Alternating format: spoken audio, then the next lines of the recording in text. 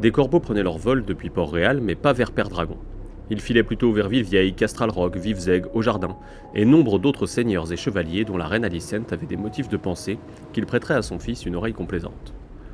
On alla chercher les annales du Grand Conseil de 101 pour les examiner, et l'on prit note des seigneurs qui avaient parlé pour Viserys et de ceux pour Rhaenys, Laena ou Laenor. L'assemblée des seigneurs avait préféré le prétendant mâle au féminin par 20 contre 1, mais certains s'étaient opposés, et ces mêmes maisons étaient susceptibles d'accorder leur soutien à la princesse Rhaenyra si la guerre devait éclater. La princesse aurait pour elle le serpent de mer et ses flottes, estima Sir Otto, et très probablement aussi les autres seigneurs des côtes de l'Est, sans doute les lords Barremon, Massey, Celtigar et Crabbe, peut-être aussi l'étoile du soir de Torse. Tous, à l'exception des Vélarions, étaient des puissances mineures. Les hommes du Nord étaient un souci plus sérieux. Winterfell avait parlé pour Rhaenys à Arenal, de même que les bannerets de Lord Stark, Dustin de Tertrebourg et Manderly de Blancport. On ne pouvait non plus compter sur la maison Arryn car les héritiers étaient pour leur gouvernés par une femme, Lady Jane, la jouvencelle du Val, dont les propres droits pourraient se voir remis en question si l'on écartait la princesse Rhaenyra. Feu et sang, chapitre Les Noirs et les Verts.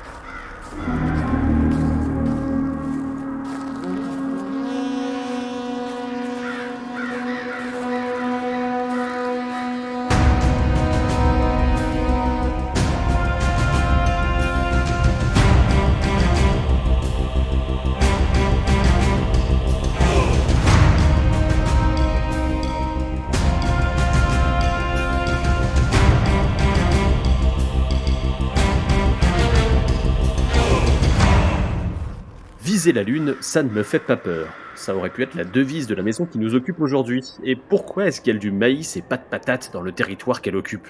Vous l'aurez compris ou pas avec ces deux phrases, vous êtes bien dans le son du mur, le podcast de la garde de nuit. Et aujourd'hui à Château-Noir, on va causer de la maison Arryn et de son Val. Pour monter avec moi le sentier sinueux qui s'élève au-dessus de la porte sanglante, j'ai à mes côtés la présidente de la garde de nuit, Nymphadora, et celui qui, à force de fricoter avec les Targaryennes, pourrait se rendre aux Airiers en dragon. J'ai nommé Eridan. Salut les copains. Salut.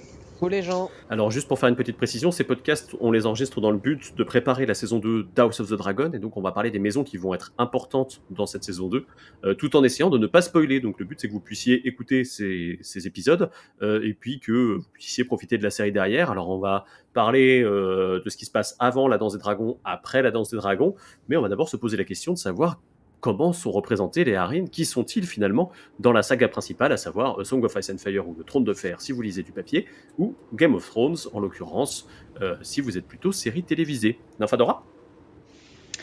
Alors les Arryn, c'est une famille qu'on peut qualifier de secondaire dans l'univers parce qu'on les voit beaucoup moins souvent que les Lannister, les Stark, etc. Mais c'est une famille sur laquelle on a plein d'anecdotes, qui a un historique assez fourni et surtout qui est réputée comme ayant une lignée impeccable.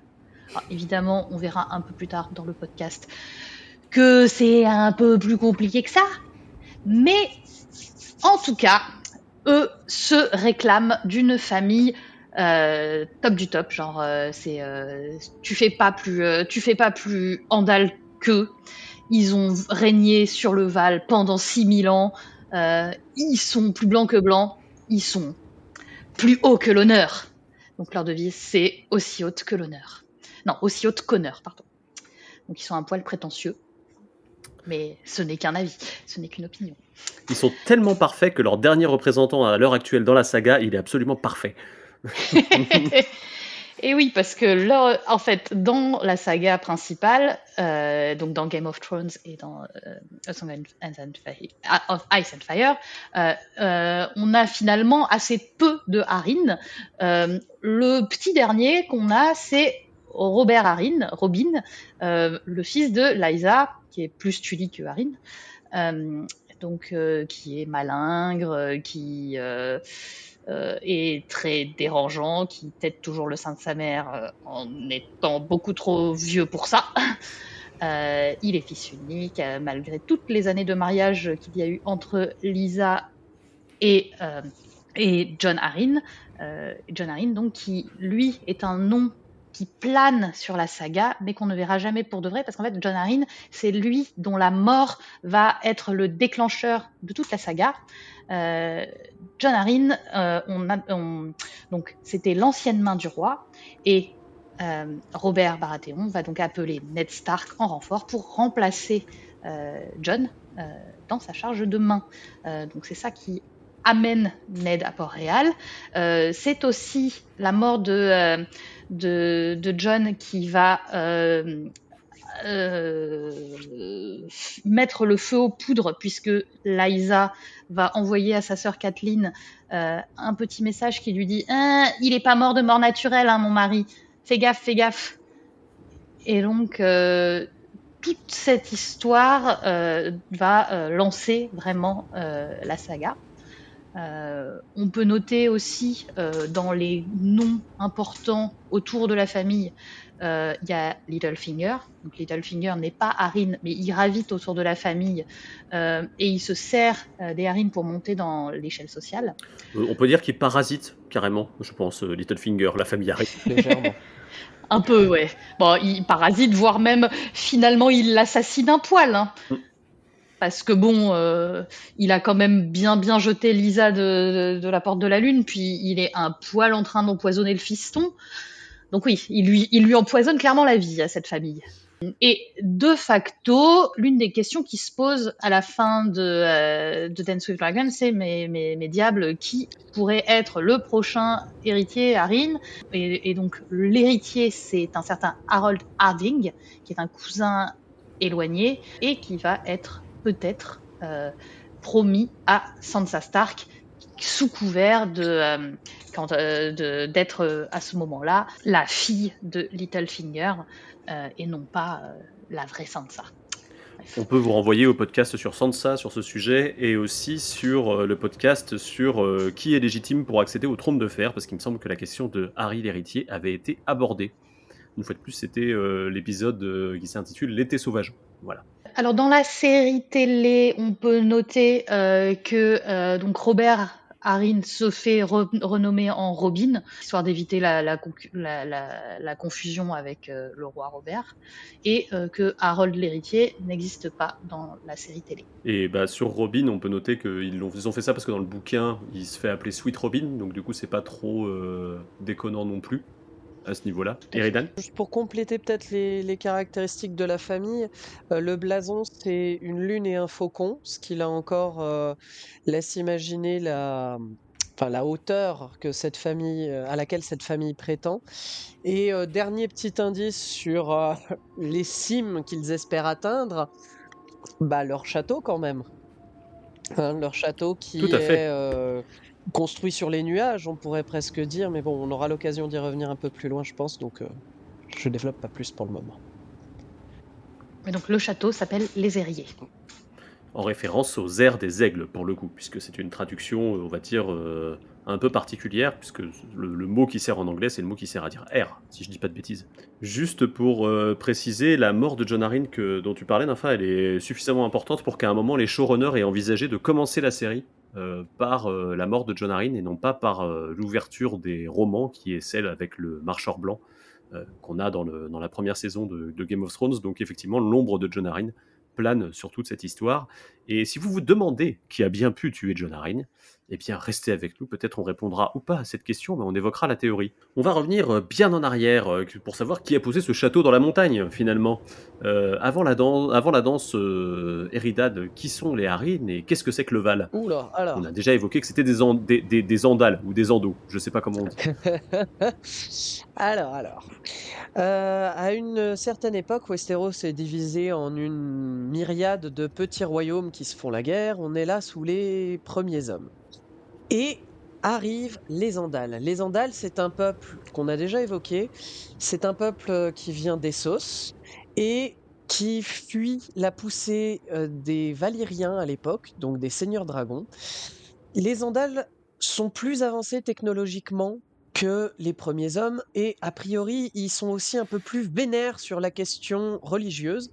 Donc du coup, ils vont commencer à se répandre un peu partout à Westeros. Et par où est-ce qu'ils commencent ? Eh bien évidemment par le Valdarine. Dans un épisode qui est d'ailleurs assez drôle, on a des rois des premiers hommes qui se font la guerre et qui disent Eh ben, moi, je vais engager des mercenaires Andals parce qu'ils sont vachement plus forts avec leur technologie. Donc, du coup, je vais les prendre avec moi. Sauf que les Andals vont progressivement remplacer les premiers hommes. Une autre chose qu'on a déjà peut-être un peu évoquée, c'est que les Andals n'ont pas du tout le même phénotype que les premiers hommes. Là où les premiers hommes vont avoir des cheveux assez ternes, plutôt dans les couleurs noires, des faces assez longues, des yeux pareil, assez sombres, les Andals, eux, sont plutôt grands, plutôt blonds, plutôt avec des yeux clairs. Bref, c'est des Normands, hein, concrètement. Et petit à petit, ils vont effectivement supplanter les premiers hommes dans le Val d'Arin.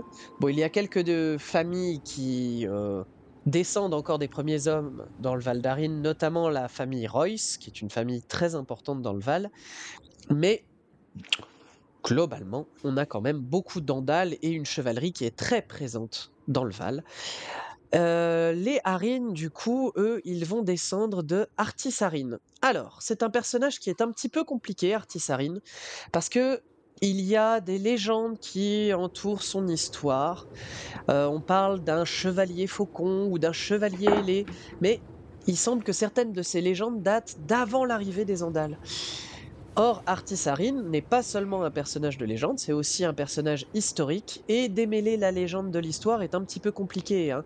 Est-ce qu'il chevauchait un aigle, comme le prétendent certaines légendes? Est-ce qu'il a vraiment été marié à une enfant de la forêt? A priori, non.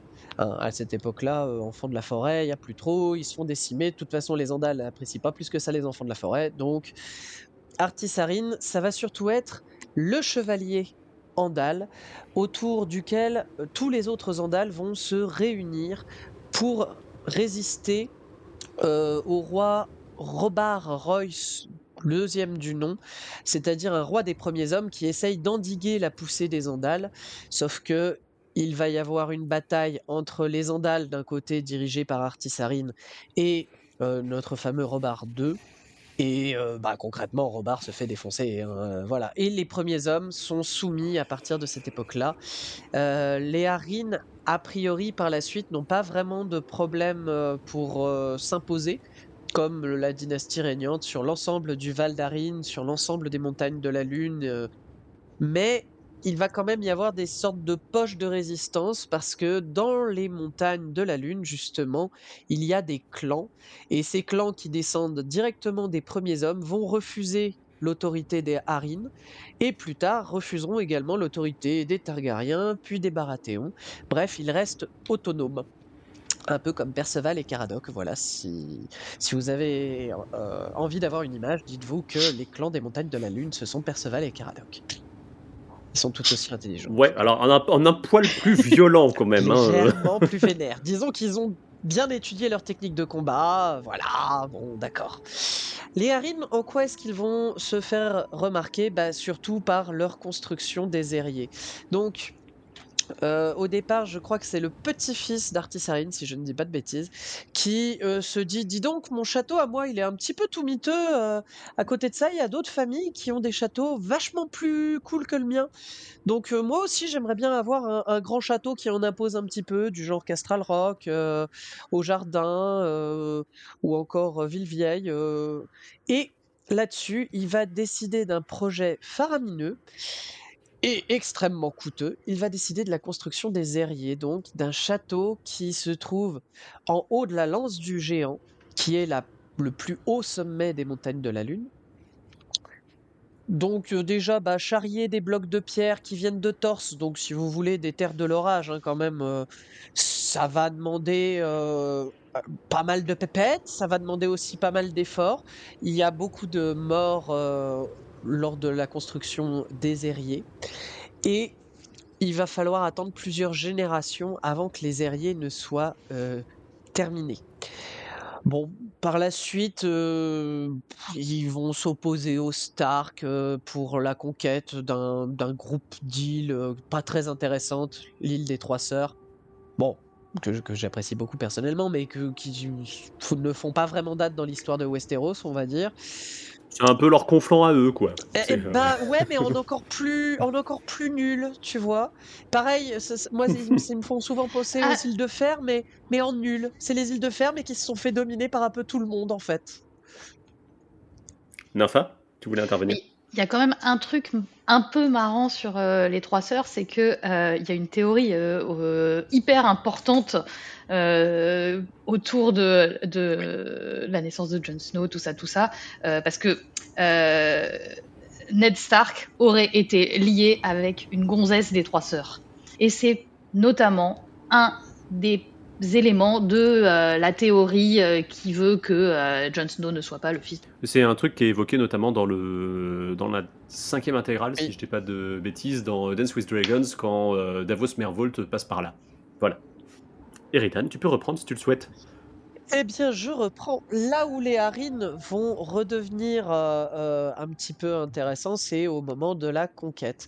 Donc, au moment de la conquête, on se retrouve dans une situation qui est étonnamment proche de celle qu'on connaît au moment de la saga, à savoir que le roi Harine, à cette époque-là, c'est un gamin, et il est du coup sous la régence de sa mère, qui n'est elle-même pas une Harine d'origine, a priori.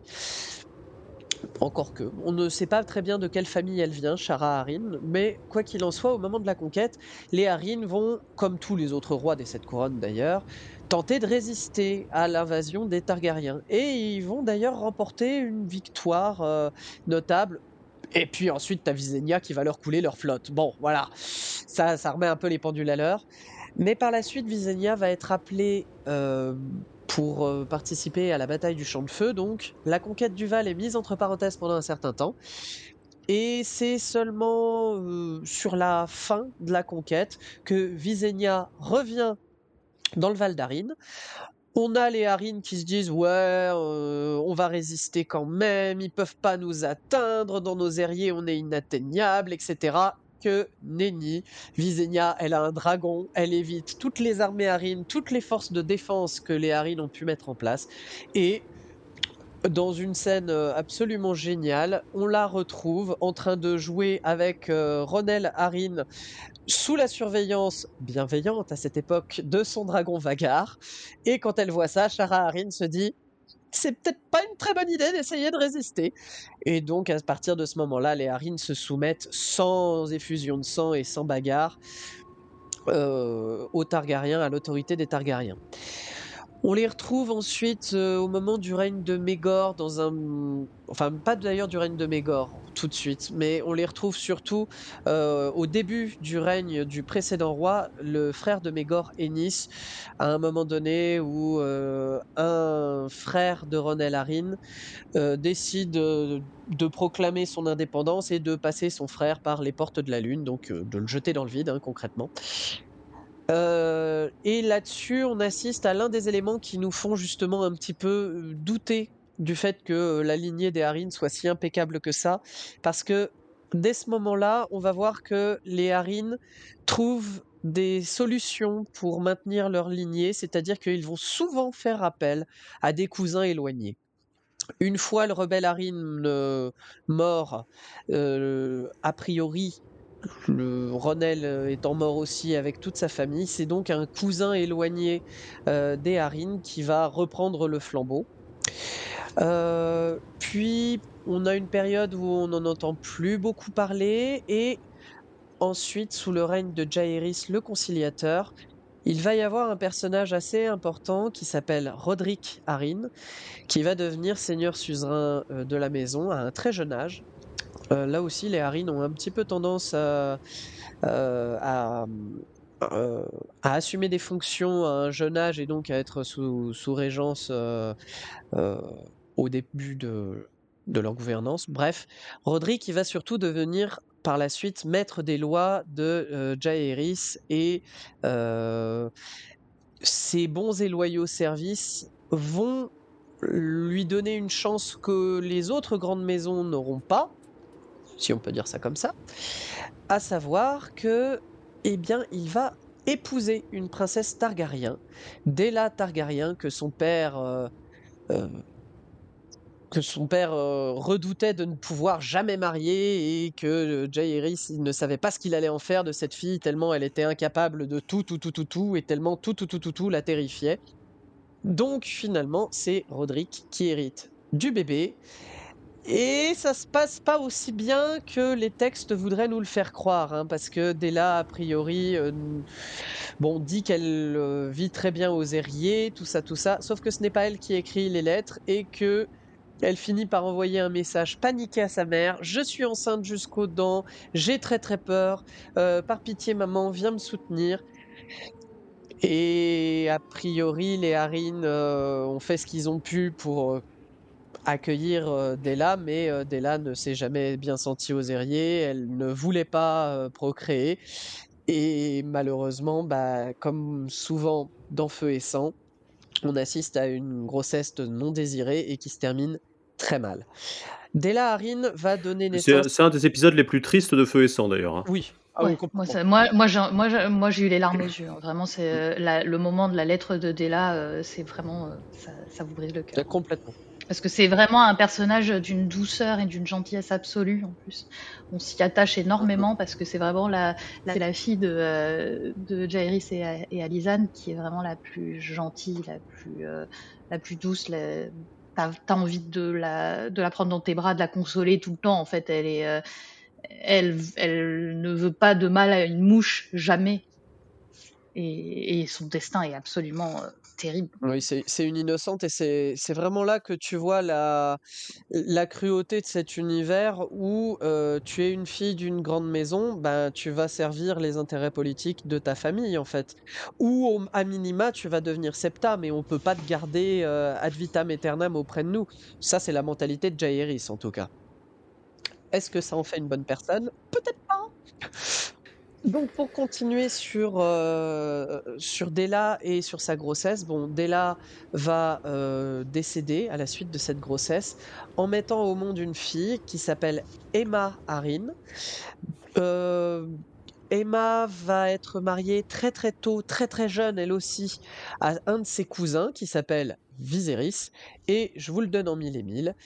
Aemma, en fait, c'est la maman de Rhaenyra Targaryen, donc on peut dire d'ores et déjà que les Harines ont un lien de parenté, alors un lien assez ténu hein, pour le coup, mais un lien de parenté quand même avec Rhaenyra, et avec Rhaenyra seulement, puisque en fait toute la branche qui descend d'Alicent Hightower n'est pas du tout liée à la maison Arryn, donc Aegon II n'a aucun lien avec la famille Arryn.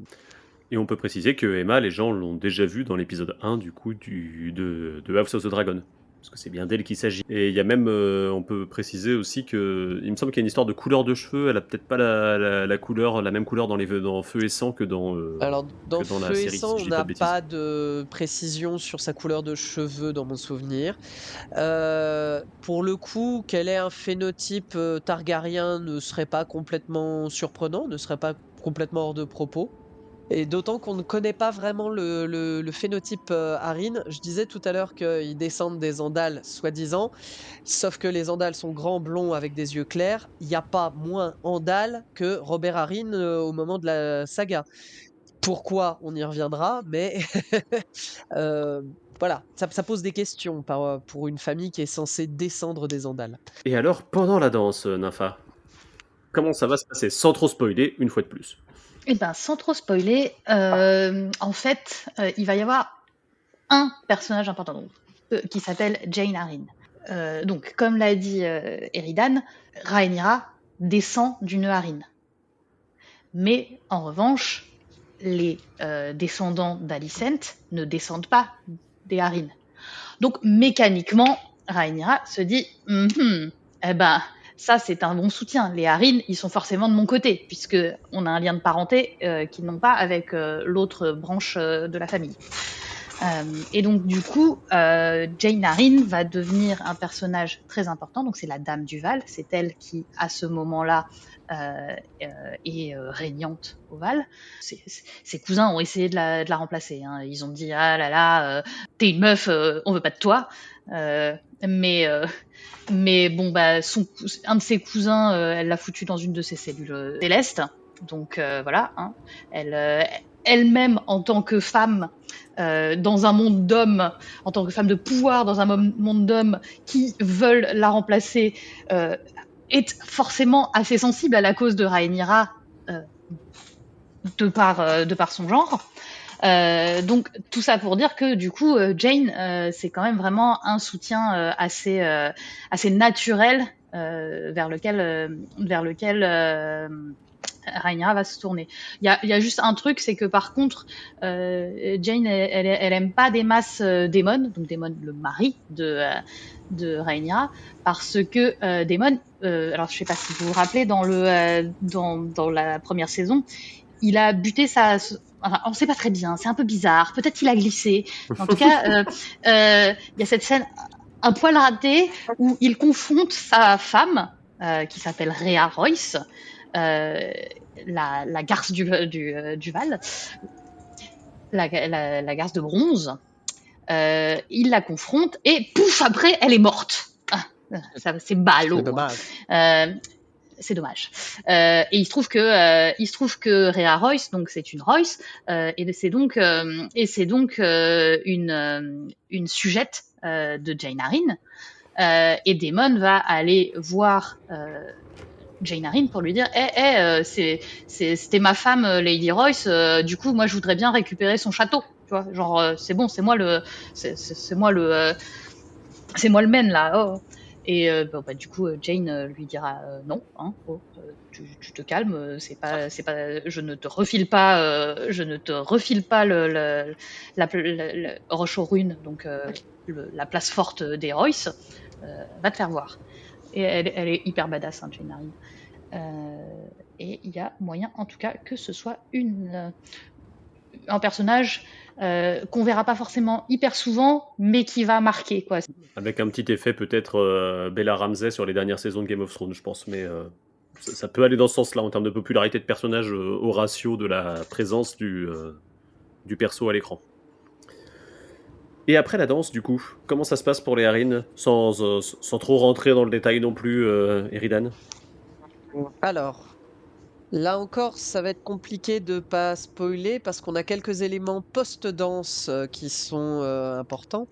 Il faut noter que les Arryn, dès l'époque de Jaehaerys, il y a deux branches qui vont se scinder. Les Arryn des Airiers, qui sont la branche réellement noble, et les Arryn de Goëville, qui vont devenir des commerçants, s'enrichir grâce au commerce, devenir d'ailleurs assez importants et assez puissants grâce à ça, mais qui a priori perdent progressivement leur titre noble. Donc ils restent attachés à leur patronyme prestigieux, mais ils sont plus vraiment considérés comme des nobles à partir de ce moment-là.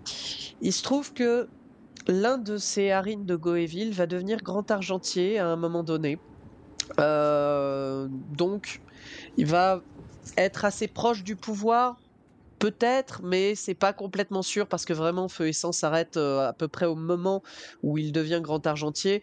Et qui plus est, si lui est proche du pouvoir, ça veut pas dire pour autant que la branche principale, la branche des Airiers, est proche du pouvoir. D'autant qu'il y a quand même eu entre-temps un conflit entre ce Isambard Arryn et celui qui, une fois de plus, cousin éloigné de la branche principale, finit par reprendre les Airiers. Bref, je rentre pas plus dans le détail au risque de spoiler.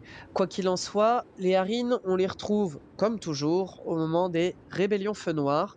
Donc, ils vont, comme toutes les grandes maisons, pratiquement prendre le parti de Daemon II contre Daemon Feu Noir.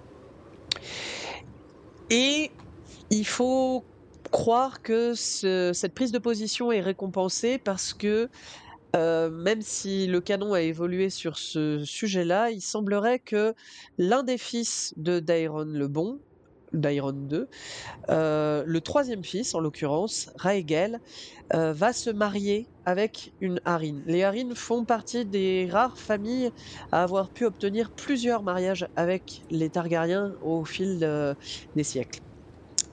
De cette union entre Régel, Arryn et Alyce Arryn vont naître 3 enfants. Les 2 premiers sont des jumeaux, Aelor et Aelora, et ils ne sont pas très, très développés et pas très importants, même si Aelor devient prince de Pendragon à une époque. C'est surtout la petite dernière, la Benjamine, qui va être intéressante. Elle s'appelle Daenora et elle est mariée à un de ses cousins. Or, il se trouve que ce cousin, c'est Aerion Vif-Flamme, qu'on appelle aussi Aerion le Monstre, et c'est un frère du futur Aegon V. Et en gros, si on devait résumer, c'est le Euron Greyjoy de sa génération et de sa maison. Mais avec un peu moins de succès parce que lui, il ne devient jamais roi. De ce couple, Daenora Aerion va naître un fils unique qui s'appellera Maegor. Parce que quitte à être bête, Aerion veut vraiment montrer qu'il est très très bête et du coup il donne à son fils le prénom du roi le plus honni de toute la dynastie Targaryen. Et ce Maegor, eh bien, on ne sait pas ce qu'il devient. Donc il y a cette espèce de d'incertitude par rapport à la famille Arryn. Est-ce que on a à l'heure actuelle des gens dans la famille Arryn ou à l'extérieur de la famille Arryn qui pourraient éventuellement avoir à la fois du sang Targaryen et du sang Arryn? C'est pas complètement impossible. Une théorie propose que le père de Jon Arryn, Jasper, aurait pu être marié à une des filles d'Aegon V ou une des sœurs d'Aegon V. On ne sait pas, on n'est pas sûr exactement. Plutôt à une des sœurs d'ailleurs, parce que les filles, on sait à qui elles ont été mariées. Donc, ça peut paraître peu probable que Jasper Arryn fasse partie du lot. Du coup, il n'est pas complètement impossible que Jon Arryn ait pour mère une Targaryen. Mais pour autant, comme c'est une Targaryen qui a un lien plus ancien avec la maison Targaryen que les Baratheon, Jon Arryn aurait été moins légitime que Robert Baratheon à devenir le nouveau roi des Sept Couronnes après la rébellion de Robert. Bon, bref, il y a des théories là-dessus, mais c'est pas le plus important. Juste avant la saga, la famille Arryn a déjà quelques difficultés parce que Jon Arryn est suzerain du Val. Il a des pupilles que sont Eddard Stark et Robert Baratheon, donc quand même des pupilles extrêmement prestigieux parce que ce sont les descendants de deux grandes lignées. Mais il a déjà un petit problème d'héritier. Donc il a un cousin éloigné pour héritier et il a également un neveu pour héritier, mais lui-même n'arrive pas à procréer un héritier vivant. Ce qui va lui poser de gros problèmes parce que ces deux héritiers potentiels se font trucider pendant la rébellion de Robert Baratheon.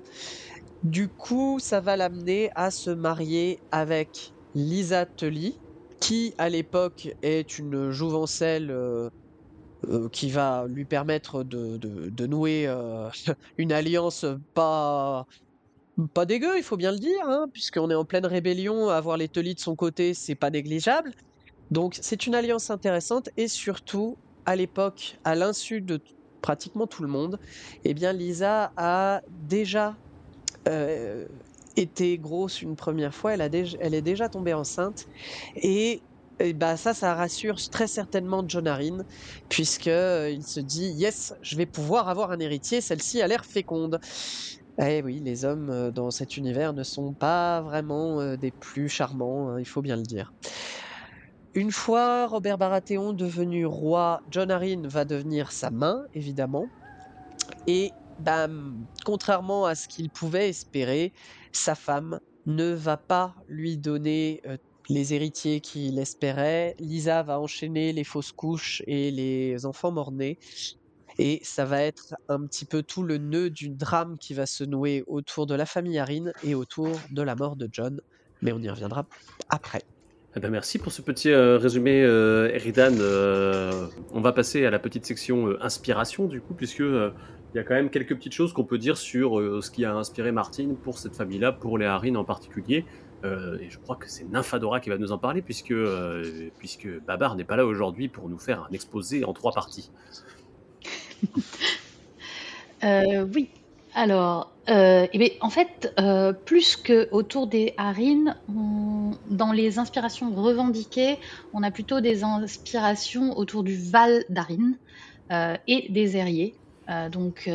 Notamment, Martin a revendiqué le fait que les Herriers, ils le visualisent comme le château de Neuschwanstein, qui est un château de Louis II de Bavière, qui se situe en Bavière, qui est un très très très beau château de contes de fées. En fait, c'est un château qui est assez rigolo à visiter parce que donc c'est un château qui a été créé par Louis II de Bavière, qui date de 1870 par là. Donc c'est-à-dire que c'est un château qui est très très récent en fait dans l'histoire des châteaux européens, si on veut. Et en fait, Louis II de Bavière, c'était un mec qui avait un peu la folie des grandeurs et qui s'est dit vas-y, je vais créer un château qui me fait kiffer. Je vais y mettre des salles de tous les trucs qui me font kiffer. Notamment, il était assez fan de Wagner. Et donc, du coup, à l'intérieur, tu as des salles consacrées aux opéras de Wagner. Vraiment, c'était un énorme geek, Louis II de Bavière. Et il était complètement fou, le type a fini. Enfin, il était. Non, mais c'est vraiment un personnage. Enfin, Louis II de Bavière, il était vraiment complètement taré. Il a fini enfermé chez lui. Enfin, il était. Il avait beaucoup d'ambition, notamment dans ses projets architecturaux. Et Neuschwanstein, ça prend des éléments néo-gothiques, néo-byzantins. C'est complet. Il y a des inspirations partout. C'est complètement éclectique. Et c'est assez rigolo à visiter. Et c'est aussi un peu rigolo que Martin s'en soit inspiré et visualise ce château pour les Herriers, parce que du coup c'est quand même un peu un château Disneyland. C'est un peu un château qui n'a rien de vraiment historique en soi, mais qui prend un patchwork d'inspiration de partout et qui a un petit côté château pour américain, quoi, si on veut. C'est revendiqué même du côté de Walt Disney, puisque quand ils ont fait le château de la Belle au Bois dormant pour le premier Disneyland en 1955, ils se sont inspirés du château de Neuschwanstein. Du coup, c'est vraiment, on est dans cette continuité-là, quoi. On est effectivement dans un château pour Américains, mais de la même manière que le Moyen-Âge de Martin est quand même très américain. Exactement. Ça, c'est en fait une des seules inspirations vraiment revendiquées qu'on a par Martin pour tout ce qui tourne autour des Herriers. On peut préciser d'ailleurs que Ted Nasmith, quand il a dessiné les Herriers pour un calendrier, c'est clairement inspiré de Neuschwanstein pour le coup. Tout à fait. Sinon, au rang des inspirations, on visualise un peu le Val d'Arin comme les Alpes suisses. En tout cas, il y a un peu cette vibe-là. Mais rien n'a été vraiment revendiqué par Martin. Mais bon, entre ce côté très retiré du monde, très neutre dans les conflits, notamment lors de la saga principale, on peut y voir un petit côté suisse dans l'inspiration.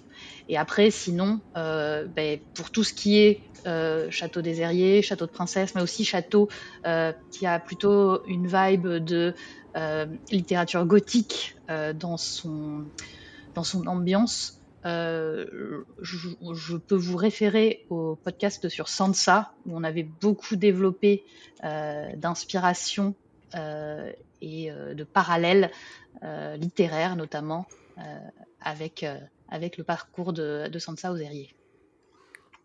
Moi, de mon côté, je pourrais juste noter que le côté Artisarine fait éminemment penser au roi Arthur, pour le coup, même dans le patronyme, en termes de, on va dire, de héros légendaires semi-historiques. On peut noter ça, d'autant que, alors j'ai cherché pour retrouver, je ne sais pas trop quoi en faire, mais je peux vous le poser là. C'est le personnage de Gauvin qui s'appelle dans les premiers textes, donc, du coup, dans sa version celtique, Gwlgmei. Je ne sais pas comment on prononce le gallois, mais ça doit être quelque chose comme ça. Et ça signifie faucon de bataille, pour le coup, et son blason est un blason avec un aigle. Donc je pense qu'il y a quand même un peu d'arthurien dans l'inspiration de la famille Harry, même si pour le coup, une fois de plus, c'est pas revendiqué complètement par George R. R. Martin, ou en tout cas, ça n'a jamais été explicité par lui. Somme toute, tout ça est très théorique, et c'est très bien parce que ça nous amène à la section théorie, Méridan. Eh bien, me revoilà. En théorie, autour des Harins, alors, on en a quelques-unes qui sont formalisées sur le forum, donc qui restent en discussion, notamment sur la paternité de Robert Harrin, parce que, bon, bah, on va pas se mentir, il a une bonne tête de fils de Littlefinger, plus qu'une tête d'Andal, hein, voilà, tout simplement. Mais ça, pour le coup, c'est pas encore tout à fait sûr. Enfin, il y a quelques éléments très éparses sur cette question-là. Une autre théorie qui se trouve exclusivement sur le forum, c'est celle qui voudrait que Littlefinger, étant un menteur, il nous a complètement blousé sur ses intentions. Il ne compte absolument pas marier Sansa à l'héritier de Robert Harrin, qui s'appelle Harold Harding, comme on l'avait dit, mais il essaye au contraire de ramener Harold près de lui pour l'assassiner. Mais ça, tant qu'on n'a pas la nouvelle intégrale publiée, on ne saura pas. Tout ça, ça reste des théories encore très, très obscures et dont on n'a pas le fin mot. Par contre, il y a une théorie sur le blog qui a longtemps été une de nos théories phares et qui encore à l'heure actuelle est très appréciée chaque fois qu'on la ressort. C'est la théorie qui avait été écrite par Evrash, je ne sais jamais comment on le prononce et personne ne le sait de toute façon. Il avait écrit un très très bon texte sur les circonstances de la mort de Jon Arryn et surtout sur le jeu des trônes qui a lieu autour de cette mort. Comme on l'a dit, la mort de Jon Arryn, c'est l'élément déclencheur de la suite de la saga et des tensions politiques, des luttes de pouvoir qui vont avoir lieu notamment entre les Lannister et les Stark. Or, la mort de Jon Arryn n'a rien à voir ni avec les Stark ni avec les Lannister. Les personnes qui sont au centre de la mort de Jon Arryn, ce sont Lysa, Littlefinger et Varys. Et chacun va essayer de se servir de cette mort à des fins politiques pour jouer son propre jeu des trônes. On a à l'heure actuelle encore quelques doutes sur la répartition des rôles entre les trois, sur qui est responsable de quoi dans la mort de Jon Arryn, mais a priori, ce qui semble se dégager, c'est que Lysa l'a empoisonné, Littlefinger lui a fourni le poison et un début d'explication en accusant les Lannister auprès des Stark. Et Varys est celui qui a poussé Littlefinger à fournir le poison à Lysa. Peut-être même que le poison a transité par les mains de Varys avant d'atterrir dans celle de Littlefinger, puis ensuite dans celle de Lysa. Bref, je vous conseille vraiment de lire ce texte, il est passionnant, ça nous montre vraiment comment Martin va égrener des petits indices tout au fil des livres, même encore dans les livres récents, sur un événement qui est central, mais qui n'a toujours pas à l'heure actuelle d'explication exacte et complète. Et on peut préciser qu'il y a un des podcasts de la Chandelle de Verre qui reprend cette théorie en version audio, si vous le souhaitez, sur la chaîne. Et pour le coup, c'est un des podcasts les plus écoutés, puisqu'il bat à l'heure actuelle, où nous enregistrons de 3 écoutes, la parenté de Jon Snow. Voilà. Il nous reste à terminer par notre dernière petite section. Je vais repasser la parole à Nymphadora pour qu'elle nous parle de son personnage Arryn préféré. Eh bien, écoutez, si on part sur un personnage Arryn par alliance, on a déjà parlé de mon personnage préféré, c'est Daella Targaryen, donc la fille de Alysanne et Jaehaerys au destin si sombre. Et si du coup on part sur un full Arryn, je nominerai Aemma Arryn, donc la fille de Daella, juste parce que du coup c'est la fille de Daella et que j'adore Daella, et que Aemma, elle a aussi un destin pas très cool, hein, comme on l'a pu le voir dans le premier épisode de House of the Dragon, et c'était aussi une mère assez stylée pour Rhaenyra, et une femme qui a énormément d'influence dans la vie de Viserys et qui est trop peu reconnue à sa juste valeur. Donc je nomine Aemma Arryn. Et toi, Eridan? c'est le moment où je déclare mon amour inconditionnel pour Jen Arryn, la maîtresse du Val, la jouvencelle du Val qu'on va découvrir dans House of the Dragon saison 2. C'est mon personnage préféré dans tout ce qu'a écrit Martin, je crois. C'est Cersei, si Cersei était intelligente en fait. Donc vraiment juste, je l'adore. Euh, c'est un personnage qui est intelligent, c'est un personnage de femme forte au milieu d'un monde d'hommes, mais qui arrive quand même à leur en tenir. Enfin, la preuve, elle envoie chier Daemon, ce qui est quand même pas rien. Euh, c'est l'une des rares nobles qui fait un choix judicieux au moment des alliances avec les Verts ou les Noirs. Donc vraiment, j'adore ce perso. Le fait en plus que ce soit une réminiscence de la Reine Vierge, hein, concrètement, puisqu'elle ne sera jamais mariée finalement, Jen Arryn. Il y a même des rumeurs qui courent sur son homosexualité. Ça me la rend d'autant plus sympathique. Vraiment, c'est une femme qui a décidé de s'affranchir des hommes et qui y est arrivée. Ce que Cersei n'arrive pas à faire pour le moment. Donc pour ça, franchement, cœur sur elle. Mais ouais, elle est super badass. Et la personne qui me renvoie Si, l'ascenseur. pardon. Bah, super. Et toi, Chris, alors, c'est qui ton personnage préféré? Et toi aussi, Chris, tu adores Jen Arryn? Du coup, vous me laissez pas beaucoup de place parce que vous avez déjà cité les deux qui sont les mieux, enfin les trois. Et bah moi, je vais aller sur Robin Arryn, du coup, parce que, alors, ça va être un peu bizarre, hein, mais si on peut aimer quelqu'un juste parce que ça vous met mal à l'aise quand le personnage apparaît et que vous sentez que ça va être creepy et que ça fait des scènes assez mémorables quand même, je trouve que c'est un personnage qui, en termes d'écriture, est vraiment très très cool parce qu'avec peu de choses finalement et un comportement assez, on va dire, répétitif, Martin arrive à poser une ambiance aux Aériers qui est directement sordide. Et voilà, moi je trouve ça très intéressant. Voilà, après je peux pas dire que c'est mon préféré. Genre, j'irai pas boire un verre avec lui parce que j'aurais peur que Littlefinger ait aussi mis du poison dans mon verre. Mais du coup, on peut dire ça, quoi. Alors, si tu parles là-dessus, moi, je dois avouer, allez, une populaire opinion. J'ai un peu de peine pour Lisa Arryn. Je sais que le fandom la juge généralement très, très, très violemment, très méchamment.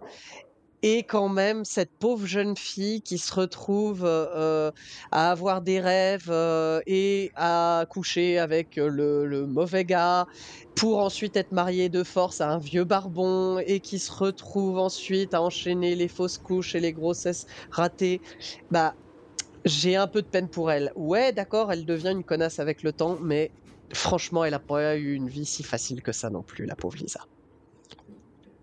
Ouais, non, elle est pas aidée, hein. Et même le petit Robin, hein, en vrai, après la mort de sa mère, il est creepy, mais il est aussi très, très, très, très triste, hein. Moi, dans ses échanges avec Sansa, où il se cherche une nouvelle maman, il fait quand même un peu de la peine. Certes, c'est hyper gênant, mais en même temps, tu vois cet enfant d'une solitude absolue qui a été couvé par sa mère et qui a perdu son seul lien affectif au monde. Bah c'est quand même super triste, quoi. Il est tout petit, en vrai, c'est pathétique. Donc tous les deux, c'est des personnages ouais, vraiment pathétiques. Et ben voilà, c'est tout pour aujourd'hui et on vous laisse sur ces impressions à propos de Robin et de Lisa, enfin de Robert. La prochaine fois, on va troquer Nymphadora pour Babar une dernière fois pour venir causer de mes deux familles préférées de Westeros que sont les Bracken et les Nerbosques. D'ici là, dites-nous qui est votre Arryn préféré en commentaire et si vous êtes plutôt faucon dans la lune ou vrai benet sous le soleil. Que vous ayez la réponse à cette question ou non, n'hésitez pas à nous laisser des petits emojis lune et rapace dans les commentaires de ce podcast et vous pouvez aussi nous suivre sur les réseaux sociaux ou soutenir la garde de nuit via le Hello Asso. Tout est évidemment en description et nous on espère que vous vous portez bien où que vous soyez, où que vous nous écoutiez et on vous dit à bientôt sur le mur. Ciao ciao. Salut. À bientôt les gens.